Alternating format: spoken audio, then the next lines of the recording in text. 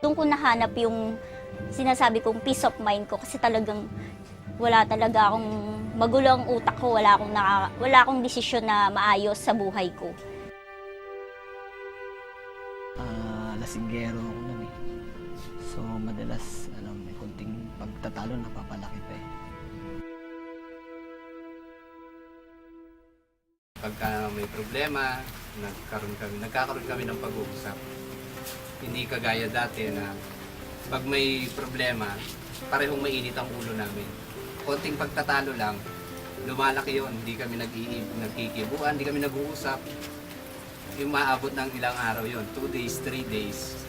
Ganon ang nangyayari sa amin. Dati na po kasi kung uma-attend at saka nakikinig sa iba't ibang mga salita ng Diyos na alam ko naman po, halos talagang pare-pareho dahil syempre salita ng Diyos, di po ba? Pero sa akin po talaga, naghahanap po talaga ako nung yung iba, yung alam niyo po ba, yung talagang may haplos sa puso mo, yung may dating talaga na mapipil mo talaga. May nag-invite sa amin na sabi, pupunta ng Zambales. Umuwi na kami dito. Sinabi, ano nangyari? Sabi niya, wala, gininaw ako doon, ay puro pang swimming yung dala ko. Walang mga jacket kasi talaga asin ang malamig. Ano nangyari? Church, sabi niya. Church naman pala yung pinuntahan niyo, sabi ng nanay ko na. Akala ko mag-swimming kayo, ganyan. Parang disappointment sila na ganun yung napuntahan ko. Pero sabi ko, hindi enjoy nga eh. Sabi ko, first time namin nakapunta na Zambales na ganun. Pero sabi ko, ewan ko yung feeling na hindi kami na boring. Kasi iba yung expected namin na mapupuntahan. Pero parang gumaang pa yung pakiramdam namin nung napunta kami sa lugar na yon. Talaga pong iba yung naging dating sa akin nung Life Point Church. Hindi ko rin alam kung bakit na ako umiiyak eh. Hindi ko mapigil yung pag-iyak ko. Basta itulo lang ng tulo yung duha ko. Tinanggap ko si Jesus bilang Savior nung unang punta ko ng Life Point Church. Ako, panatag na ako kasi yung mga anak ko nandun na rin. Bali, bata pa sila, meron na silang takot sa Diyos eh.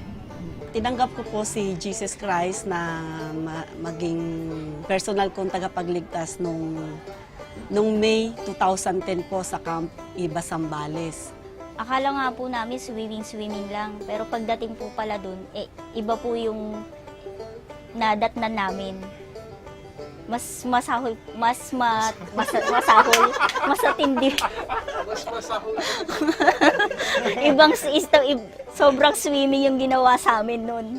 Talaga sinabon. Talagang nung maka-attend na po ako sa Life Point Church, talaga po hindi na ako tumigil. Sa mga bata naman, natutuwa ako kasi nagiging responsible yung mga bata. Pagdating ng Sabado, alam na nila yung gagawin nila na maaga pa lang. Ginagawa na nila yung gawain sa bahay, tapos yung oras ng pagpunta nila sa Life Point. Yun, bali natutuwa ako ron, Pastor. Active yung mga bata. Matagal ko na talagang pinapanalangin na sana may mapuntahan ako na mararamdaman ko talaga yung naiiyak talaga ako, yung hipo sa akin ni Lord. Kaya po, nung makilala ko pa rin po yung pastor namin kasi doon ko din siya na-meet. Ayun po, doon na talaga, inano ko na yung sarili ko na dito na ako talaga a-attend. Nung naging parehas kami Kristiyano, mas naging maganda yung relasyon. Alam namin yung mga nangyayari, may dahilan. So naiintindihan namin kung bakit kami. Nagkaroon kami ng peace. Nagkaroon kami ng mas naging close kami. Lalo pag Saturday. Tsaka ng disiplina. Awa po ni Lord, isa na po ang anak ko sa naglilingkod bilang isang singer sa Life Point. Pero dito sa Life Point Church po talagang naramdaman ko. Nahiiyak ako eh. Naramdaman ko po yung tawag talaga ng Panginoon sa akin. Nagpapasalamat po ako kay Pastor Ye kasi talaga po yung iba po yung naging hatak niya sa amin. Talaga po lahat po kami. Siguro po hindi kayo maniniwala. Lahat po talaga kami nagkaroon talaga ng direksyon ng buhay.